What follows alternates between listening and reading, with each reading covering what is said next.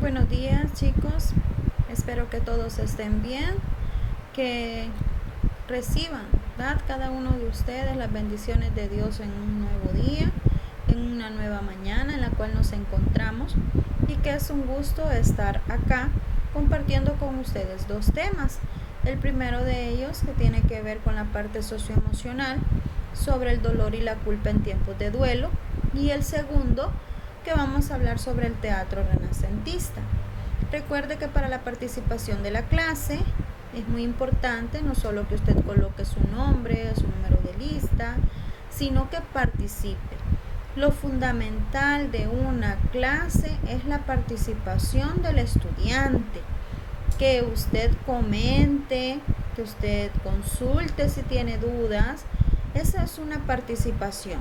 Les voy a pedir que en este día vaya a cada uno de ustedes para la asistencia, pues colocando, ¿verdad?, frases sobre la reflexión, comentarios hacia ella o hacia el tema, para que así tengamos una clase muy práctica y muy dinámica, no solamente que yo les esté por acá explicando un tema, que también es parte de retroalimentación de lo que hemos visto en años anteriores en literatura española.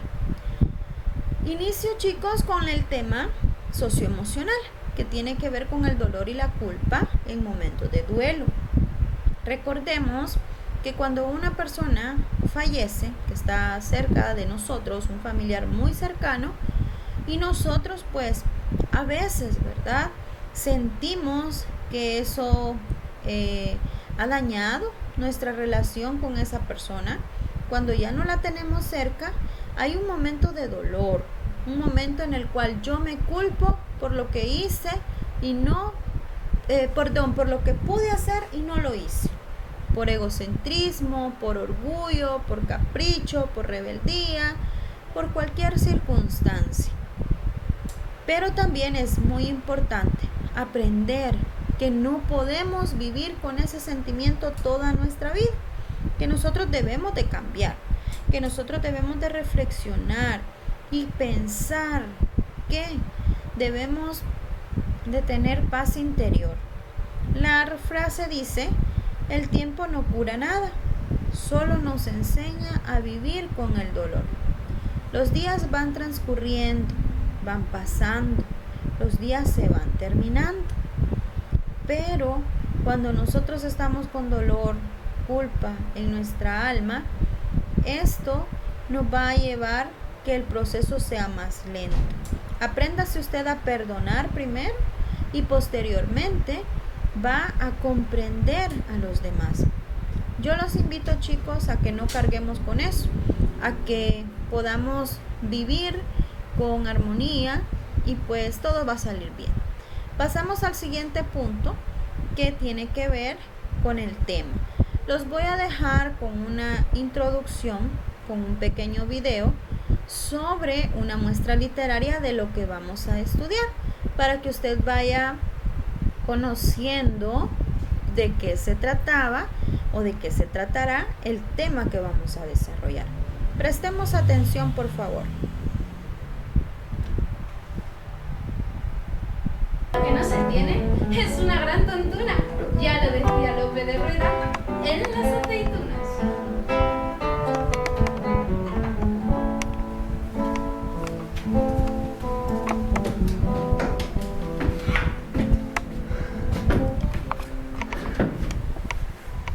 ¡Válame Dios! ¿Y qué tempestad ha hecho desde el requebrajo del monte acá? Que no parecía, sino que el cielo se quería hundir en las nubes y irse abajo. Pues decía ahora, ¿qué os terná aparejado de comer la señora de mi mujer? Así mala rabia la mate. ¡Muchacha! ¡Mencigüera! ¿Todos duermen en Zamora? ¡Águeda de Toruégano! ¿Oírlo? Jesús Padre, que ha venido a quebrar la puerta. Vaya pico, vaya pico. ¿Y a dónde está vuestra madre, señora? Allá, en la casa de la vecina, que ha ido a ayudarle a coser unas madejillas. Malas madejillas vengan por ella y por vos. Anda y llamadla. ¡Ya! ¡El de los misterios! Ya viene de hacer una negra carguilla de leña. Tengo que ir que se averigüe con él. Carguilla de leña le parece a la señora. Juro al cielo de Dios que éramos yo y vuestra hijada al cargallo y no podíamos. Oh, ya. Enhoramazas, sea marido. Y qué mojado que venís. Si vengo de hecho una sopa de agua, mujer, por vida vuestra, que me deis algo de cenar. ¿Y yo qué diablos os tengo de dar si no tengo cosa ninguna? Jesús Padre. ¿Y qué mojada venía aquella leña? Sí, ahora dirá tu madre que es el alba. Corre, muchacha, hazle un par de huevos a tu padre y hazle luego la cama. ¡Vamos! ¡Uy!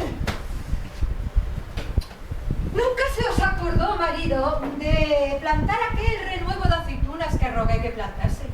¿Y en qué me detuve sino en plantalle como me rogaste? ¡Ay, callad, marido! ¿Y en dónde lo plantaste? Allí junto a la higuera breval, a donde si se os acuerda os di un beso. Padre, bien puede entrar a cenar que ya está todo avisado. Marido! ¡Ay, no sabéis lo que he pensado! Que aquel renuevo de aceitunas que plantaste hoy, de aquí a 6 o 7 años, llevará 4 o 5 hanegas de aceitunas. Y poniendo plantas acá y plantas acuya, de aquí a 6 o 7 años, bueno, ¿qué digo? 25 o 30 años. Tendréis un olivar hecho y derecho. Eso es la verdad, mujer. Y no puede dejar de ser lindo. ¡Ay, marido! ¿No sabéis lo que he pensado? Que yo cogeré la aceituna, vos la carrearéis en el asnillo y Mencigüela la venderá en la plaza. Y mira, muchacha, que te mando que no me des el celemín a menos de 2 reales castellanos. ¿Cómo a 2 reales castellanos? ¿No veis que es cargo de paciencia y nos llevará a la almotafín cada día a la pena? Que basta pedir 14 o 15 dineros por celemín. ¡Ay, callad, marido! Que es verduño de la casta de los de Córdoba. Pues aunque sea de la casta de los de Córdoba, basta pedir lo que tengo dicho. Bien. Ahora no me quebréis la cabeza, ¿eh? Vale. Mira, muchacha, que te mando que no me des el celemín a menos de 2 reales castellanos. ¿Cómo a 2 reales castellanos? ¿A cómo has de pedir? A como quisierais, padre. A 14 o 15 dineros. Así lo haré, padre. ¿Cómo así lo haré, padre? Pero... ¿Cómo que te... Como mandara de madre. A 2 reales castellanos. ¿Cómo a 2 reales castellanos? Ven acá, muchacha. Yo os prometo que si no hacéis lo que tengo dicho, que os he de dar más de 200 correrazos. ¿A cómo habéis de pedir? A como vos digáis, padre. A 14 o 15 dineros. Así lo haré, padre. ¿Cómo así lo haré, padre? ¡Ven aquí! ¡Ay, que yo te diga! ¡Hombre! ¡Dejad a la muchacha! ¡Ay, madre! ¡Ay, padre! ¡Que me mata! ¿Qué es esto, vecino? ¿Por qué maltratáis así a la pobre muchacha? Señor, este mal hombre que quiere echar a perder mi casa abaratando las cosas. Unas aceitunas que son como nueces. Juro a los huesos de mi linaje que no son todavía ni como piñones. ¡Sí son! ¡No son! Ahora, señora vecina, haceme tamaño placer de entraros allá adentro, que yo lo averiguaré todo. Averigüe. O póngalo todo del quebranto. Señor vecino, ¿qué son de las aceitunas? Traedlas acá que las compraré aunque tenga 20 anegas. Que no, señor, que no es de esa manera que vuestra merced se imagina. Que las aceitunas no están en la casa, sino en la heredad. Pues traedlas acá que las compraré todas al precio que fuere justo. A 2 reales de Telemín quiere mi madre que se vendan. Cara cosa es esa. ¿No le parece a vuestra merced? Y a 15 dineros mi padre. Tengo una muestra de ellas. ¡Válame Dios, señor! Usted no me quiere entender. Hoy he yo plantado un renuevo de aceitunas y dice mi mujer que de aquí a 6 o 7 años llevará 4 o 5 anegas de aceituna y que ella la cogería y que yo la cargase y la muchacha la vendiese y que por fuerza de derecho había de pedir 2 reales por cada celemín. Yo que no, ella que sí. Y de esto viene la cuestión.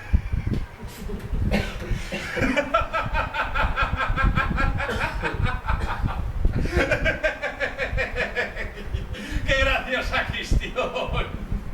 Nunca tal se ha visto. Las aceitunas aún no son plantadas y ya ha cobrado la muchacha tarea sobre ellas. ¿Qué le parece, señor? No llores, muchacha. La chica, señor, es un oro. Ahora, andad y prepararme la mesa, que yo os prometo de hacer un sayuelo con las primeras aceitunas que se vendieron.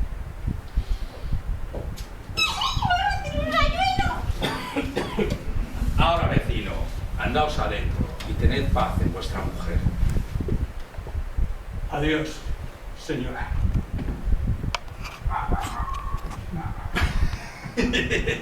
¿Qué cosas vemos en esta vida que nos ponen espanto?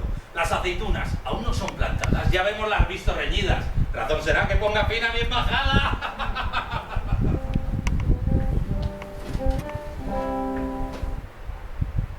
Bien, chicos, acá tenemos nosotros la presentación de una muestra literaria. Ya vamos a analizar de cuál es.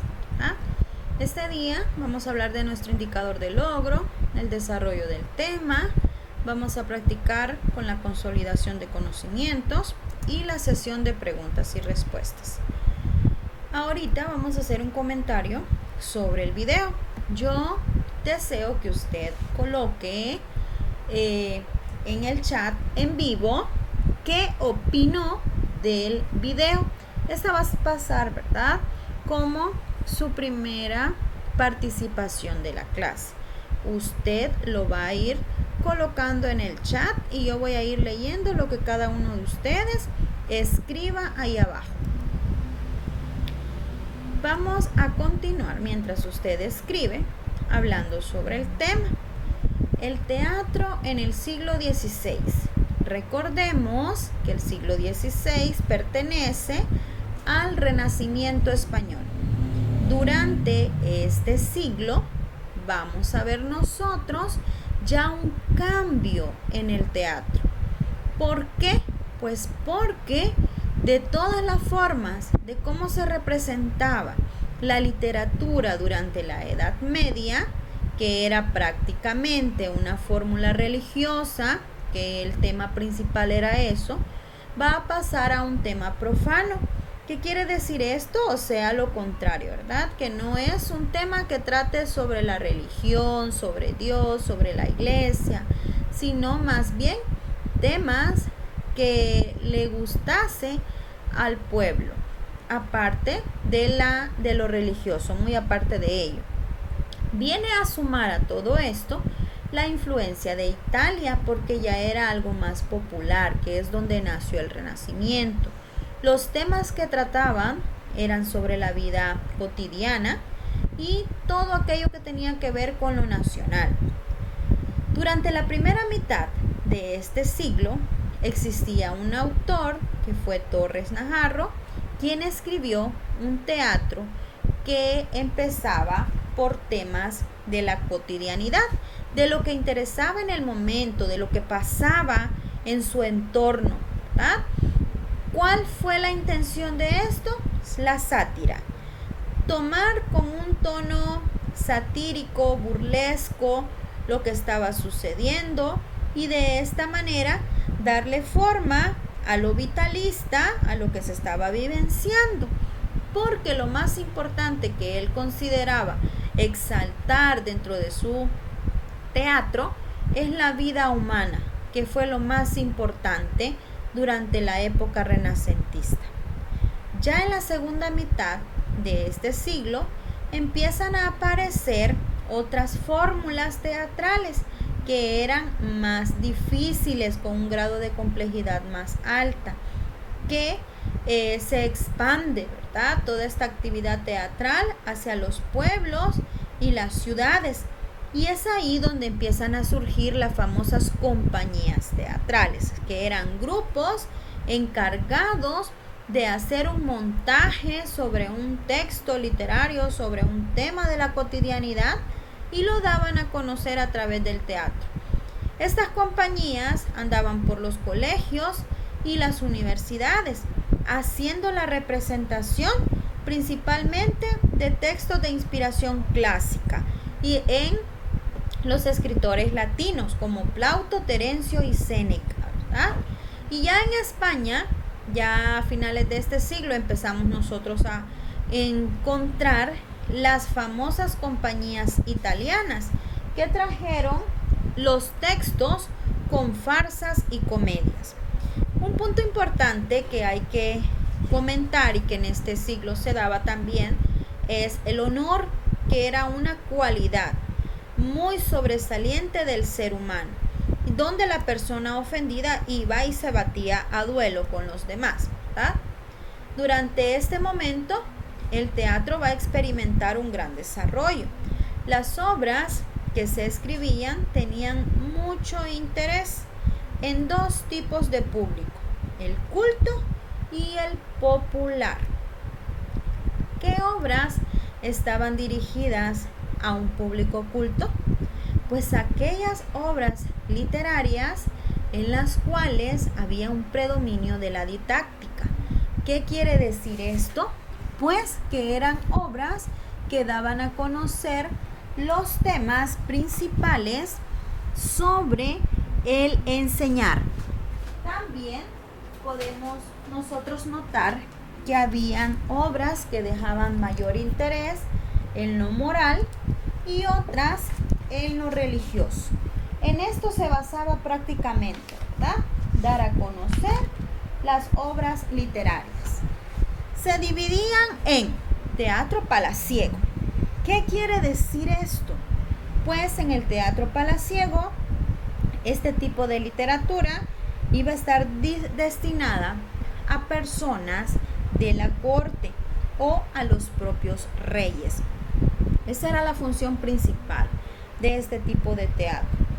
¿De qué temas trataba? Preferentemente los temas profanos, ¿verdad? O sea, aquellos que no eran religiosos. Y dentro de esto, de esta etapa, vamos nosotros a colocar al autor que mencionábamos, Torres Najarro, y también, ¿verdad?, a Juan del Encina. Tenemos una segunda obra dirigida al público culto, la cual es la comedia humanista. En la comedia humanista, nosotros podemos encontrar traducciones o adaptaciones de obras clásicas que se iban a leer solamente en grupos reducidos. Las lecturas dramatizadas se desarrollaban en universidades, en colegios y en la corte. Y ahí podemos nosotros ver. Acuérdese que hay una obra literaria de transición entre la Edad Media y el Renacimiento, la cual es la Celestina, ¿verdad? Que fue una obra que trató los problemas tal cual como se estaban dando en ese momento. El eje narrativo de la obra eran los amores entre Calisto y Melibea, los temas, el amor, la fortuna y la muerte. El género es la comedia humanística. Usted sabe que los temas es el amor, que a pesar de que Calisto era un obsesionado por Melibea, pues él busca la manera a través de Celestina de hacer un hechizo que ella proporciona para que Melibea se enamore de él. La fortuna pues es la suerte, ¿verdad? Lo que les depara a los demás. Y la muerte, si usted se fija, por eso se llamó al inicio tragicomedia de Calisto y Melibea. ¿Por qué? Pues porque está rondando la muerte en los personajes. Muy bien. Luego tenemos dentro de el teatro ya religioso propiamente un continuador de la tradición teatral anterior. Acuérdese que decíamos que pasa de las fórmulas medievales a un teatro más profano.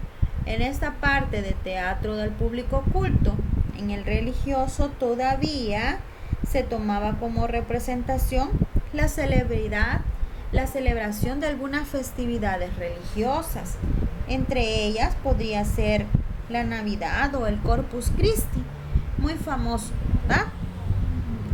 Luego vamos a ver que estos se representaban en los atrios de las iglesias. Esto es con respecto a las obras que iban dirigidas a un público culto. Las del teatro palaciego, la comedia humanista y un teatro religioso. También tenemos un teatro de expectación o de lectura dirigido a un público muy popular. ¿Por qué?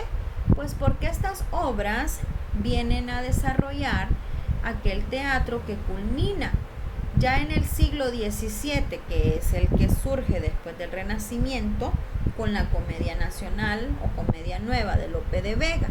Es como una antesala a lo que va a pasar. El teatro popular surgió a mediados del siglo XVI por la influencia de algunas compañías italianas que recorrían España.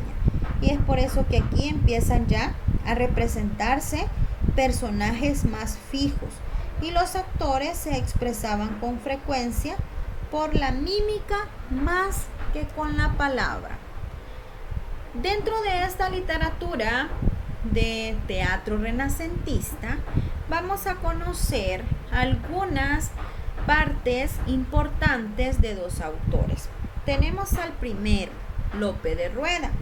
Este escritor se dice que nace aproximadamente en el año 1505 y fallece en 1565. Fue un escritor el cual sus obras iban dirigidas a un público popular y que tuvo mucho éxito durante la época. También fue director y actor teatral.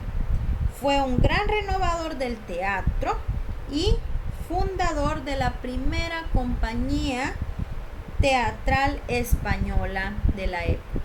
Lope de Rueda se caracterizó por realizar unos célebres pasos. ¿Qué son los pasos? Pues eran breves obras teatrales en prosa que tenían un solo acto. Los temas que trataban estos actos eran popular, folclórico, al estilo coloquial y principalmente con un gran contenido humorístico. Estaba destinado a la representación para que el público se divirtiera en su momento. Las obras por las que más se reconoce a este autor, que ya decimos que son los pasos, son piezas de gran característica eran breves, eran muy cómicas y muy populares. Y a menudo pues formaban parte dentro de otra obra que ya eran más extensas, que tenían ya una trama argumental muy compleja y podemos destacar nosotros, ¿verdad?, el elemento cómico en ello. Usted ya leyó un texto anteriormente, tal vez, creo que el año anterior, basado en este autor, pero hoy lo vamos a leer también más adelante. Les comento que la pieza teatral que nosotros disfrutamos al inicio es un paso del libro, tomado del libro de los pasos completos de Lope de Rueda. Si usted se fijó en la historia, en la trama, es una breve pieza teatral. No duró más la representación que 4 o 5 minutitos, ¿verdad? Fue muy breve. Entonces acá, por eso se dice que de un solo acto. El tema era coloquial, era folclórico, era algo de la cotidianidad que tenía.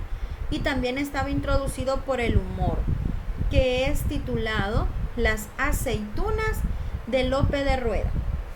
Está otro autor, el cual es Juan de la Cueva. Juan de la Cueva también se dedica, ¿verdad?, a la literatura teatral renacentista. Él escribió dramas ya de temas más históricos, basado en las leyendas de la Edad Media. Estaba escrita en verso y tenían una gran complejidad en su argumento. Este autor dirigía sus obras, ¿verdad?, basándose en personajes nobles, porque el estilo que él escribía pues ya era un tono más elevado. Las obras de Juan de la Cueva iban a ser un modelo para aquellos autores que triunfaron como el gran Lope de Vega durante el barroco, durante el siglo XVII. Vamos a encontrar nosotros también acá presente que hay otras características de Lope de Rueda. Fue un gran dramático del siglo. Fue un hombre de teatro que adaptó las comedias cultas italianas al medio popular en el que representaba sus obras. ¿Qué quiere decir esto? O sea, que él supo contextualizar esas obras literarias y se hizo súper famoso con las breves piezas teatrales cómicas, que era lo más importante con el fin que los hacía, que eran los pasos. Usted encontrará por acá que son los pasos o entremeses. Los entremeses, les repito, son los mismos pasos y son obras breves, muy breves, o sea, pequeñas piezas nada más, teatrales, cómicas. Esta es la característica, breves y cómicas. ¿Cuál es el tema principal? El amor, la mujer, que es un personaje activo central, y el lenguaje que utiliza, que es un lenguaje muy cotidiano. Luego tenemos otro aporte, ¿verdad?, de Juan de la Cueva, que es un escritor, también fue poeta, dramaturgo español que perteneció al siglo de oro, específicamente al Renacimiento. Cuando él regresa a España, empieza su carrera en el drama, pero se inspira más en lo pasado, en lo de la Edad Media, en la mitología de grecolatina, y adapta todos los temas legendarios e históricos a lo cotidiano. Tenemos nosotros los famosos corrales de comedia. Un corral de comedia, chicos, recordemos que es el espacio, es el escenario donde se representaban las obras literarias. Nosotros podemos decir que durante esta época los corrales de comedia iban a los patios de casa de vecindad, iban a las casas las personas que iban a hacer la representación. Donde estaba más grande ese patio, ahí se llevaba a cabo. En el patio se apelotonaban de pie los hombres, ¿verdad?, llamados mosqueteros. Si la obra no les gustaba, estas personas empezaban a llamar la atención a través de silbidos, de gritos, lanzando objetos al escenario. En los laterales estaban los comerciantes. Vamos a empezar acá.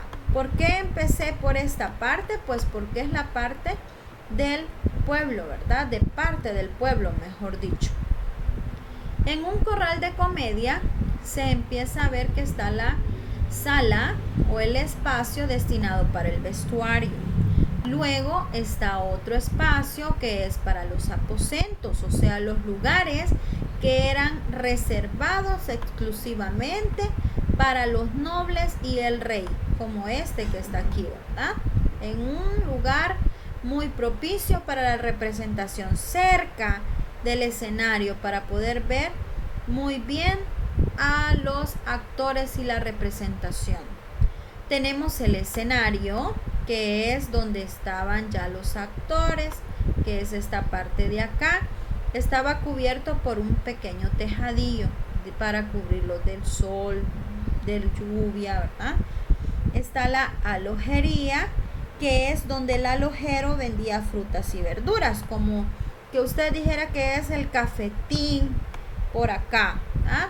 para la venta. Luego tenemos la cazuela. La cazuela era el lugar donde se encontraban las mujeres que iban solas y estaba, ¿verdad?, de este lado. Y esta es la parte de los corrales de comedia. Así era. Cuando estoy estudiando esa parte, a mí me llama la atención, si usted se recuerda y le viene a la mente cuando usted leyó las aventuras del Capitán Alatriste. En el Capitán Alatriste, el capítulo 10, se llama El Corral del Príncipe, en el libro número 1, ya que es el que se ha leído en este nivel, donde se puede dar una representación. Y usted ahí recordará, ¿verdad?, que estaba el Capitán Alatriste por este lado, y es donde se empieza a dar la revuelta, los pleitos, el desorden, ¿ah? Y ahí pues se va evidenciando dónde estaba la ubicación del rey, de los nobles, del pueblo, de las mujeres, y es tal cual que cada quien ya sabía dónde iba a llegar y dónde era su espacio para presenciar la escena. El corral de comedia fue ese teatro, ¿verdad?, que estaba destinado para hacer la representación. Dejó en este momento de ser un teatro ambulante, ya no andaban en colegios, en universidades, sino que se empieza ya a introducir en un espacio fijo, donde todos podían ir, aunque de manera jerárquica, se iban a ubicar. Se trató de un teatro que posteriormente, a lo largo del siglo XVII, pues se empezó, ¿verdad?, a dar más y a expresarse de una mayor manera en cuanto al uso que se le daba a estos corrales de comedia. Todo pues es donde estaba la representación teatral. En cuanto al teatro renacentista, también podemos decir que durante la primera mitad de este teatro vamos nosotros a encontrar un teatro un poco más dramático, donde este mismo drama viene del interés de las personas aristócratas por la cultura, o sea, de las personas de clase alta. Se dio un teatro cortesano representado en palacios con música y baile. Ya no solo podemos nosotros hablar de que los juglares iban a los palacios, a las ciudades, a contar a través de versos y canciones y gestos lo que estaba sucediendo en ese momento, ¿ah? Esto es en cuanto a la primera mitad. Ya en la segunda mitad, ya cuando nos vamos acercando al siglo XVII, que es el barroco, nosotros podemos encontrar que el teatro va cambiando, va surgiendo ya un teatro más profesional, donde las compañías teatrales empezaron a afianzar y a empezar a dar a conocer en los corrales de comedia, que estos se hicieron más frecuentes durante el siglo XVII. En este caso, fue muy importante lo que se le conoció como la comedia del arte, que fue un teatro de influencia italiana. Ahora les presentaré un texto literario y vamos a comparar con el video que vimos anteriormente. Hemos visto un video que se tituló Las aceitunas de Lope de Rueda. En ese video usted pudo apreciar un paso o un entremés, una pequeña pieza teatral que estaba destinada al humor, ¿verdad? De un tema de la cotidianidad. En este caso, de igual manera, vamos a leer un texto que está expresado de la cotidianidad y es otro de los pasos de Lope de Rueda, titulado Tierra de Jauja. ¿Por qué Jauja?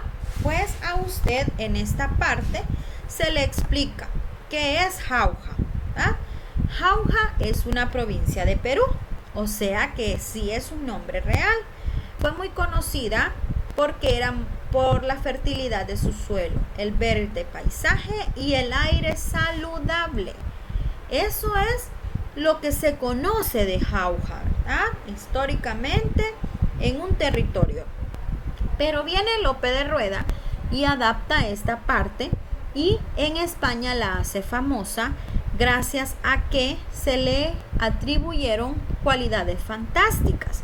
Y por eso la expresión esto es jauja quedó para describir situaciones de abundancia, riqueza y bienestar. Vamos a ver por qué a través de la siguiente historia. Acá hay unos personajes. Está Oncinguera, Panarizo, Mendrugo. Oncinguera le dice: anda, hermano Panarizo, no te quedes rezagado, que ahora es tiempo de tender nuestras redes. Panarizo le dice: ¿y cómo quieres que ande, hermano Oncinguera, si no puedo con mis huesos? 3 leguas llevamos dándole a los pies. Ay, yo no aguanto más. Oncinguera le dice: di, ¿tienes hambre? Panarizo contesta: que si tengo hambre, un pollo me comería con plumas y todo. Oncinguera le dice: pues aguarda y podrás engullirte una buena cena. ¿Sabes por qué te he traído aquí? Escucha, a estas horas pasa por aquí un labrador, un tal Mendrugo, con una cazuela de comida para su mujer que está en la cárcel. Panarizo contesta: ¿y cómo nos arreglaremos para ello? Oncinguera le dice: ¿cómo? Aguzando el ingenio, amigo Panarizo. Le contaremos aquel cuento de Jauja, ya sabes. Parece que se oyen pasos. Sí, es él. ¿A dónde vas, buen hombre? Y Mendrugo contesta: ¿a dónde voy a ir? A la cárcel, a llevarle el pienso a la Tomasa. Oncinguera le dice: vaya, vaya, ¿y qué llevas en ese recipiente? Y Mendrugo contesta: ah, esto no es ningún recipiente, es una cazuela. Llevo unas albóndigas para la Tomasa. Y Oncinguera le dice: qué pena pensar que te ahorrarías todos estos trabajos si vivieras en la tierra de Jauja. Mendrugo le contesta: ¿y eso con qué se come? A ver, ¿qué tierra es esa? Oncinguera le dice: verás, es un lugar donde pagan a los hombres por dormir. Y Mendrugo contesta: ¿es verdad eso? Panarizo le dice: una tierra en donde azotan a los hombres que se empeñan en trabajar. Mendrugo contesta: oh, qué buena tierra. Cuéntame las maravillas de ese lugar por su vida. Muy bien, tenemos Lope de Rueda con su texto fragmento de Tierra de Jauja, chicos. ¿Qué quiere decir esto? Esta es una pequeña pieza teatral, un paso o un entremés que nos hace referencia a la ingeniedad que tiene, ¿verdad? El ingenio que tiene, mejor dicho, el autor para poder representar la astucia de Oncinguera para decirle a Mendrugo junto con Panarizo que tierra de jauja, imagínese usted, quisiera vivir, creo yo, en ese lugar, ¿verdad? Donde le pagan por dormir y donde lo azotan si usted quiere ir a trabajar. Se escucha muy bonito. Por eso es que se le empiezan a atribuir estas cualidades fantásticas a este pequeño texto.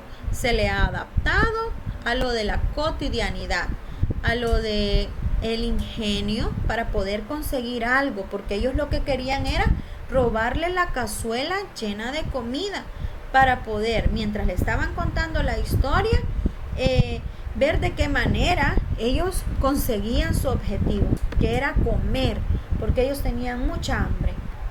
Así podemos nosotros, ¿verdad? Un tema de la cotidianidad, el hambre, la astucia para poder conseguir esa comida que era muy importante, así como después lo vamos a ver en el Lazarillo de Tormes, que se las ingeniaba, era muy vivaz para poder conseguir comida para satisfacer pues su hambre. Y tenemos el otro paso o entremés que vimos en el video, que es las aceitunas.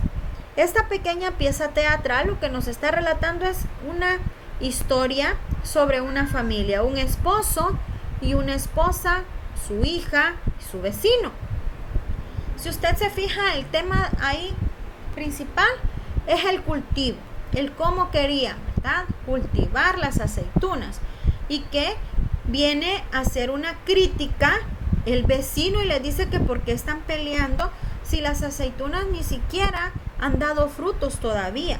Y la hija, como se veía el papel de los hijos en ese entonces, que no era muy fuerte en cuanto a opinión, pues la hija andaba de un lado para otro, donde la jalaba un padre, la jalaba la madre, y de esta manera pues ella no tenía voz ni voto. Y al final pues nosotros vemos, ¿verdad?, cómo en este texto se involucra este tema de la cotidianidad a través de la creación de los autores, en este caso de Lope de Rueda, para poder compensar con una sátira lo que se está vivenciando en ese momento, asociándolo con el contexto histórico. Bueno, acá tenemos el teatro, chicos, del siglo XVI, ¿verdad? Un teatro muy importante, muy enriquecedor, porque acuérdense que la época renacentista es volver a nacer, donde se abre, ¿verdad?, la mentalidad, el ser humano empieza a valerse un poco más por sí mismo y a dársele el valor que necesita. El teatro durante la época pues creció mucho, fue un teatro que experimentó gran desarrollo a partir de ahí, y el máximo teatro pues lo podemos encontrar nosotros posterior, ya en el barroco. Las obras estaban dirigidas a diferentes públicos de acuerdo a las necesidades de cada uno de ellos. Podemos ver cómo es que las obras de intención popular se fueron reforzando, fueron dándose más a conocer, y dentro de esto pues el teatro de los dos autores, de Lope de Rueda con sus pasos o entremeses y de Juan de la Cueva, fueron sobresalientes e importantes para la literatura española renacentista. Se crearon, empezaron a surgir las famosas compañías teatrales, esos grupos que ya estaban, ¿verdad?, organizados para poder ir a representar a las calles, a las ciudades, a los palacios en un primer momento, y después que se involucran más a los corrales de comedia. Es sobresaliente, es un teatro muy enriquecedor dentro de la época con estos dos autores que hemos conocido este día. Espero, chicos, que recordemos el tema, que lo apliquemos, y si usted puede leerse alguna pieza teatral de la época, magnífico, ¿verdad? Es muy, muy importante. Recuerden, chicos, siempre hay que repasar los temas. Hay que estar pendiente de las clases, de preguntar si usted tiene dudas, que con gusto nosotros buscamos el tiempo para poder responderle lo más antes posible. La siguiente semana, acuérdese que tenemos lectura después de vacaciones, ¿verdad? Ya venimos vacaciones, disfrute, descanse, deje el celular, la computadora por un lado, léase el libro que más le guste, disfrute la lectura en el lugar que más le guste de su casa, vea película, pues cuídese también, no salga de casita porque estamos ante una pandemia y debemos de cuidarnos. Bien, si hay dudas, comentarios, la próxima semana después de vacaciones estamos con el buscón, y si hay dudas o comentarios, me los hace llegar, por favor.